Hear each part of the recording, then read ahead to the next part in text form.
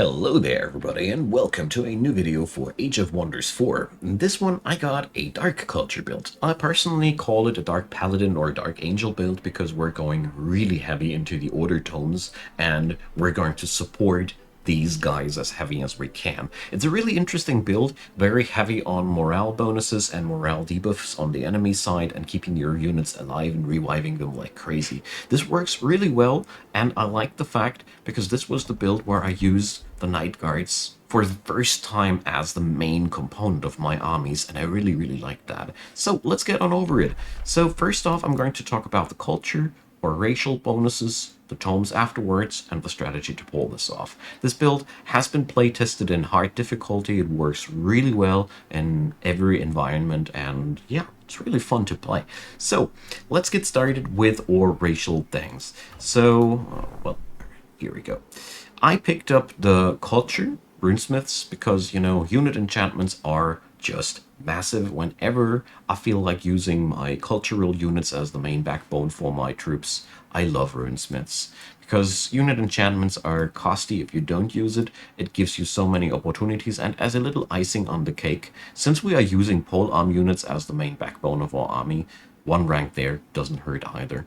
The secondary cultural trait I use is Chosen Uniters because we do a lot of vassalization gameplay with this affinity mix anyways. One way or another, you will feel it. Therefore, 20% more income from vassals is massive. Another Whispering Stone right from the get-go as well.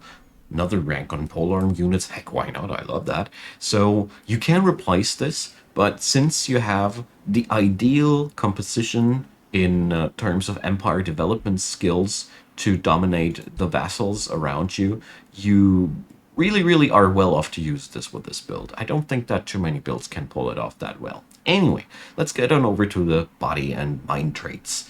The wolf mounts are replaceable with any other mount, but since I use the tier 3 knights and another tier 4 knight summon later on, or tome unit, we really have a lot of advantage out of that. Wolf mounts are one option. They make it really nasty when you group up your knights, but you can also use unicorns. Fits very well into the trope of Dark Paladins, and also it gives you the ability to teleport over the enemy. And since your cavalry units are shock units, it's one action point remaining after the teleport is enough to deal the entirety of their damage, so highly synergistic with unicorns. But you can also play whatever you like here. Basically any mount trade synergizes well with Dark Culture in my humble opinion.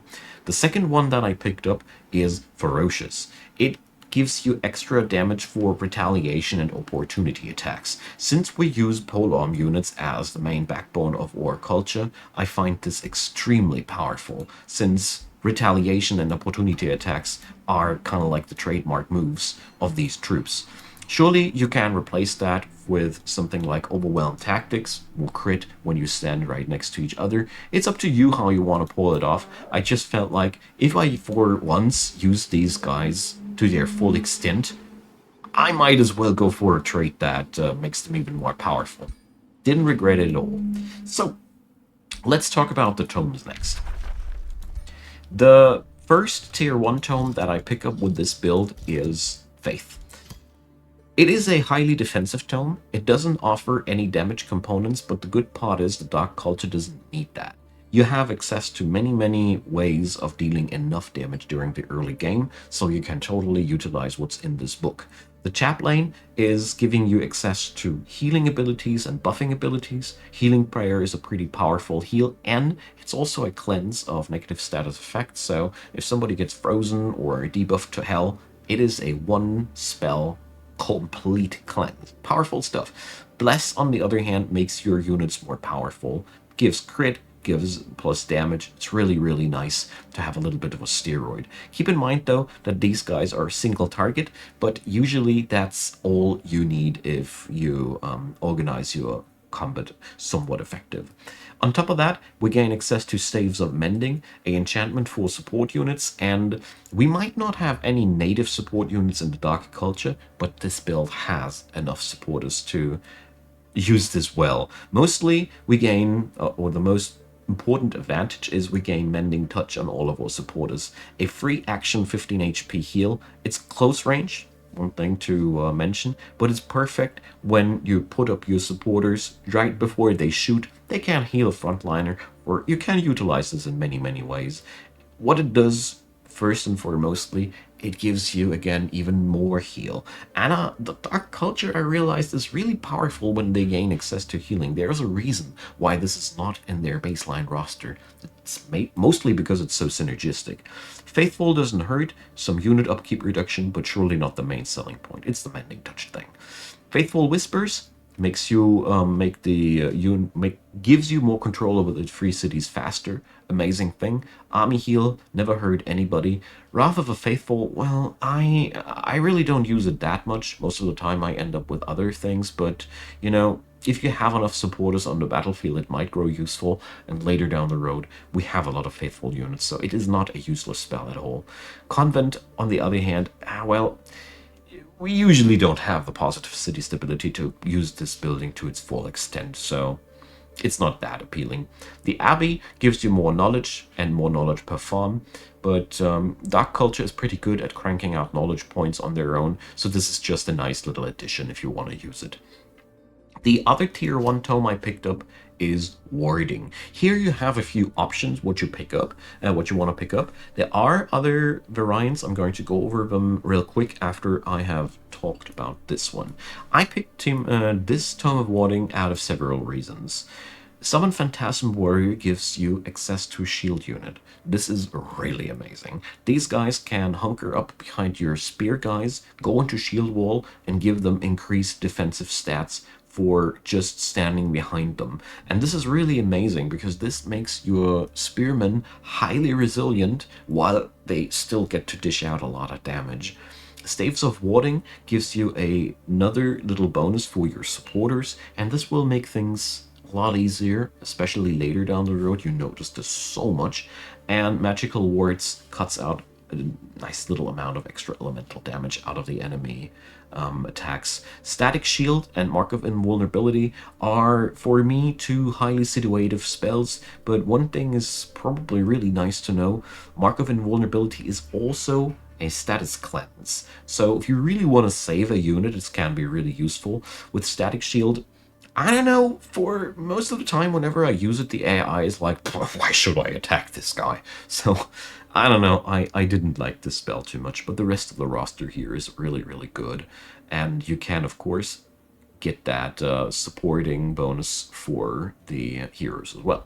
So, we have a highly defensive tier 1 roster. When we enter tier 2, we get access to the Tome of Revelry. This is where this build starts to go crazy. We gain access to the Scalds, which are amazingly powerful supporters. They give you the ability to AoE buff your damage potential, highly effective. Because, you know, we need more damage. We don't have any damage enchantments in this build. Mostly we deal damage with a high morale and stuff like this. Strengthened and Fortune really does have a lot of heavy lifting. And the Song of Revelry gives you regeneration. It also makes your units move faster and morale. This is really powerful. I really like these guys. And to add some icing on the cake, they can turn the enemy insane, and they deal quite a nice amount of damage for what they do. Mending Touch is, of course, also available for them, so you have a lot of healing when you have these guys. Blood Fury weapons is really cool. Morale bonus and strengthening when the unit kills something, and +2 physical. We don't want to say no to that. It might be only +2, but you certainly feel the difference.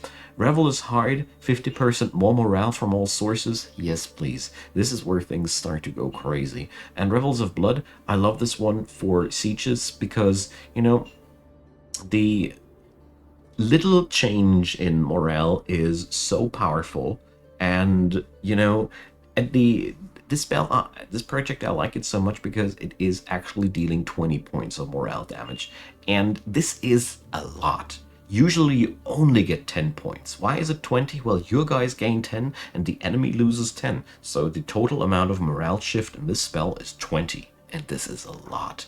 Really, believe me. It makes your units it puts your units into a highly advantageous position, and I really like that one. Revels of Carnage, though, I rarely use it. And the Carnival of Flesh, well, you could combine it with the Abbey and have some power play with farms, but I really don't think it is that fitting to this build. But Revel's Triumph, though, this is really some good stuff. Crit hit damage, since we have really most of the time a high morale, good stuff. The other tier 2 tome is, well, if I play Revelry, often just the Doom Herald. But the beautiful thing here is it's not only because of the synergy with Revelry, Doom Herald has an innate high synergy with the Dark Culture. Several reasons. First off, the Banshee. It is another Battle Mage unit, really good, because we have certain things that give us bonuses for these. And or, well, no, sorry, wrong about that. It just fits pretty well, nicely into our native battle mages.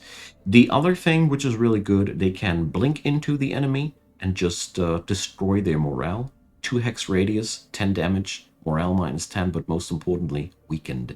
Because we need weakened. Weakened enemies, our troops deal 20% more damage to. And that's just so good. Use these guys as hand grenades. It's really totally okay to just blink them in at the beginning of the fight, especially big ones where you fight against 3 stacks or such, and just do the morale bomb. And if they die, well, you can't just resummon them after the battle. The Banshees are not really good at being conserved, my humble opinion at least. The most effect I got out of them was when I played quite reckless with them, because it's just such a good thing.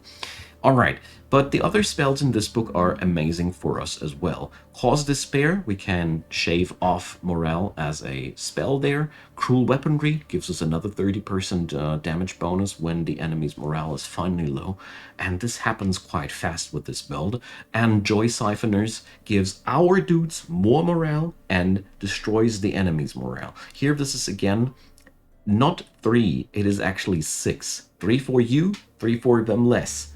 As a matter of fact, every attack deals a difference of 6 morale, and this applies to every blow. Stupidly powerful with what we're doing already. And Prelude of Doom, well, you can just smack some more morale debuffs on the enemy. Heck, why not? Doom Depth Trench is really cool. We end up being evil with this build quite easily, so pretty good stuff. It's a lot of fun to play because it gives us more of the mojo we already need. Once we hit tier 3 territory, we go directly into Order Tomes. As a matter of fact, from here on, it's all Order Tomes. They just work so well for our build. Tome of Subjugation gives you access to the Tyrant Knight, which accompanies your troops oh so well. You have finally your full potential there. And Intimidating Aura, yeah, please, why not? Final Ultimatum, fleeing units can be, well, recruited by you if you wanted to. And the Baron's Palace and the Subjugating Raid are just the icing on the cake on a pretty successful playstyle. You can also put the Terrifying Aura on your heroes if you want to. All in all, I love this book because this is where it is nigh impossible to stop you. You just destroy the enemy's morale and you just have so much healing already. And the moment you get the Tome of Sanctuary, things get even worse for the enemy. The Keeper's Mark gives you the ability to just move your people away when they are about to die. I love this. This is just such a stupidly powerful little thing. Anointed People gives you extra resistances again without any downsides. I like this one a lot because it really starts to add up the stuff we did on warding already.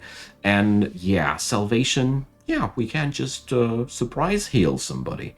I like this one.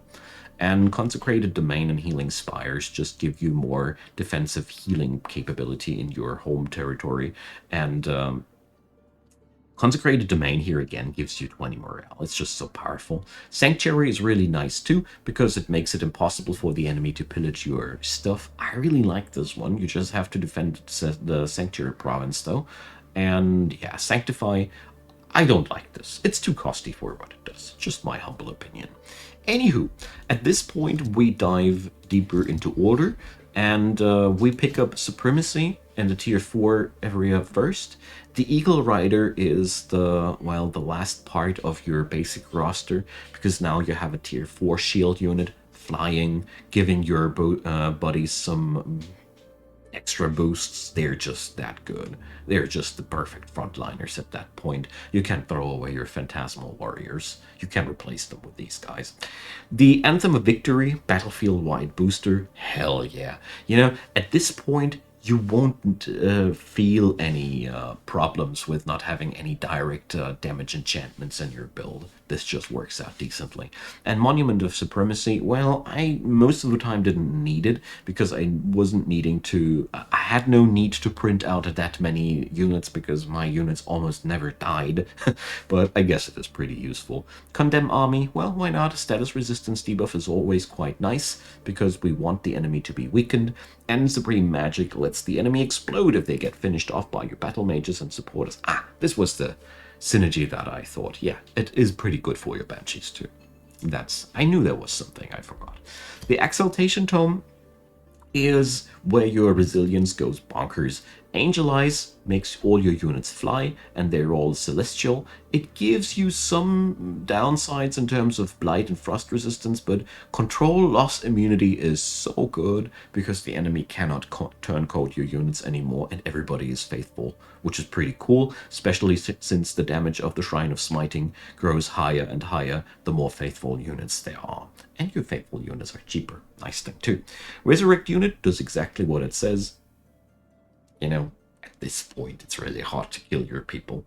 And Ascended Warriors lets you just power level an army stack if you want to. Really, really stupidly powerful with the order traits, because Knightly Orders, the last one here on the list, gives your guys amazing traits when they are max level. Really nice stuff. Okay, the last tome on the list will be the Tier 5 Order Tome, but we don't need to talk about this too much because, you know, it is just more of the same. Heal units, resurrect units, buff units, and make the enemy cower in fear.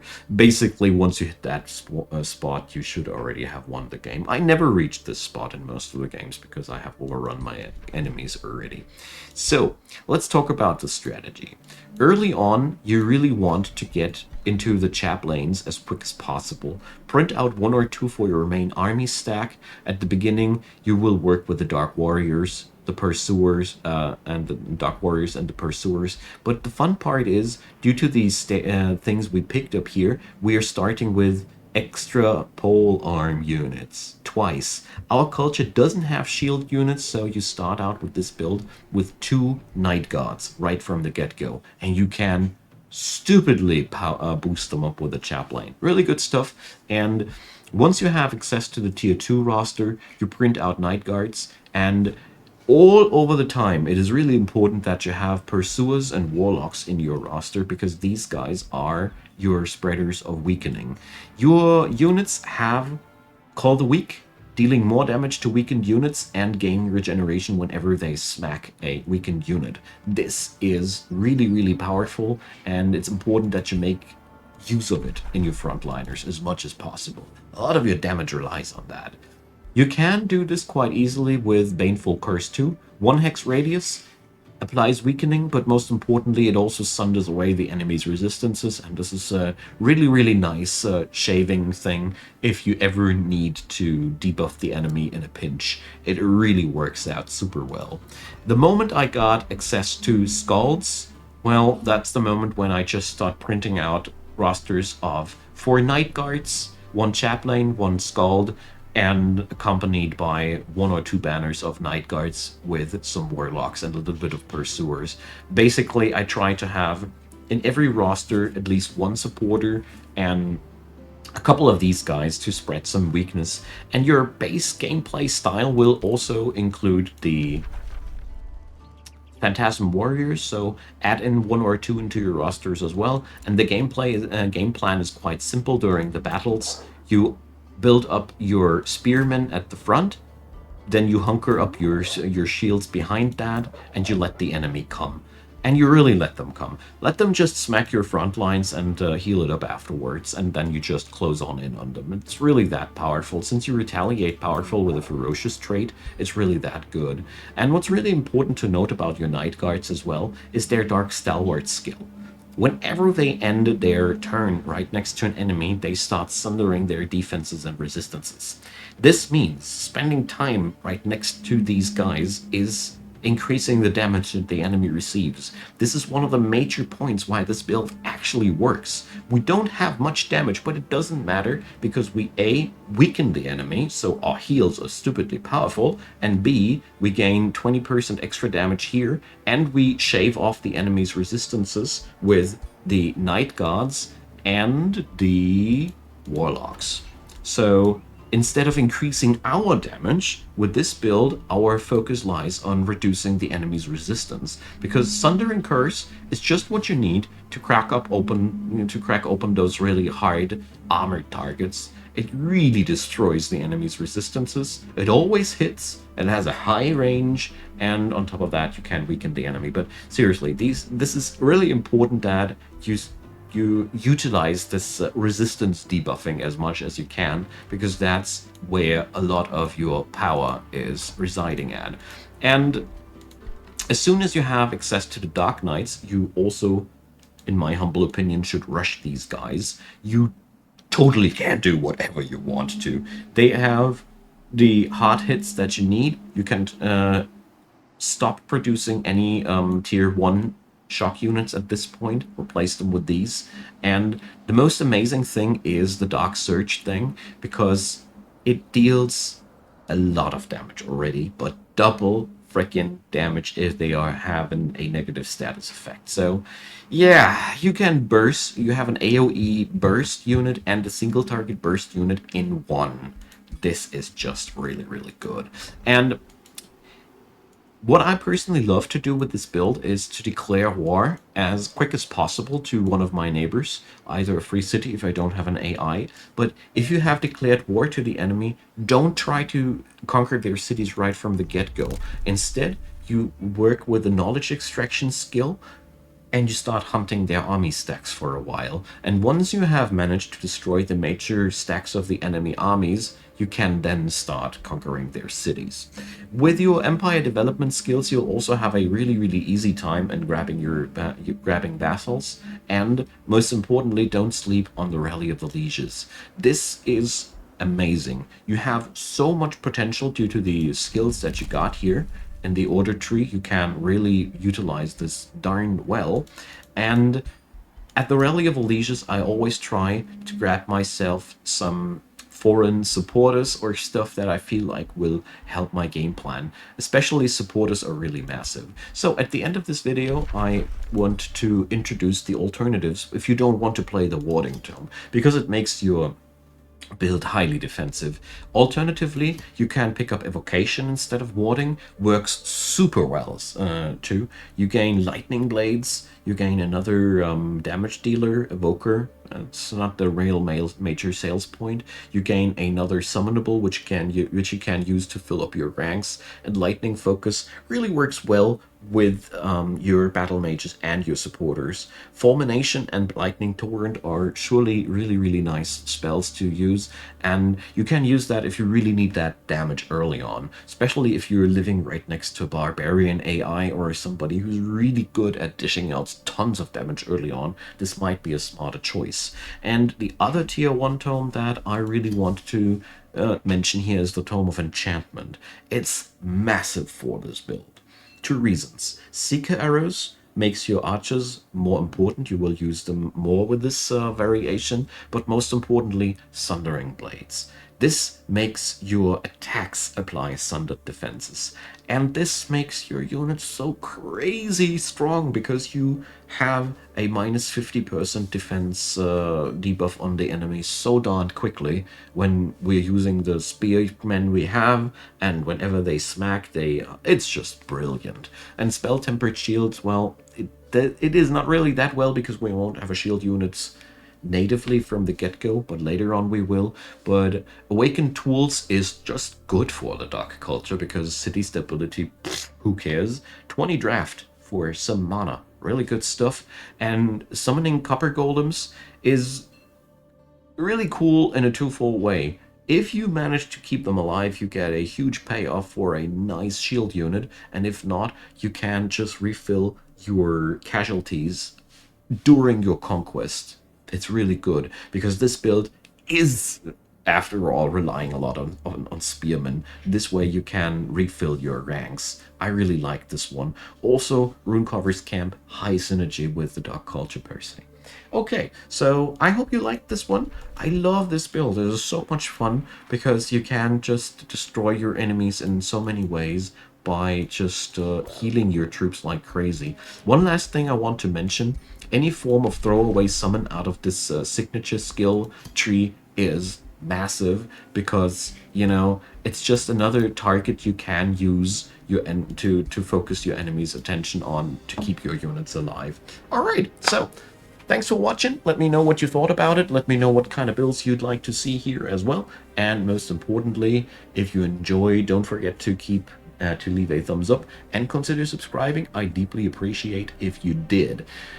There's also a playlist link down there leading to all the Age of Wonders 4 info videos I did. So if you enjoyed this one, chances are you might enjoy the rest as well. So thanks to all the supporters of the channel as well.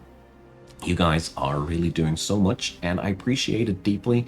Check out Patreon, PayPal, and Buy Me a Coffee as ways and means to find out more. And if you're still hanging out here, I appreciate your presence a lot. Most people don't. I hope you will have a massively nice day today, and see you soon.